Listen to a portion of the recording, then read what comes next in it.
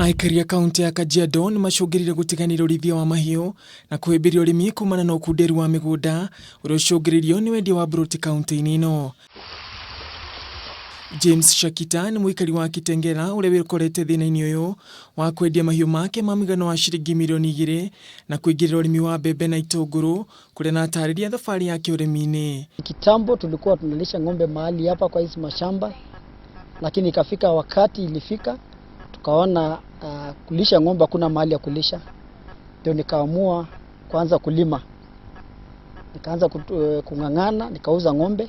Shakita agathi na mbere na gutariria na kuga muhinga munene uria ukoretwo ukimugumira ni waagi wa thumu wa kuhanda mimera undu umwe na kwaga kunyitwo guoko ni thirikari ya kaunti ino. Madawa iko very expensive. Madawa ndio haba sana kwa sababu kama una pesa huwezi kulima.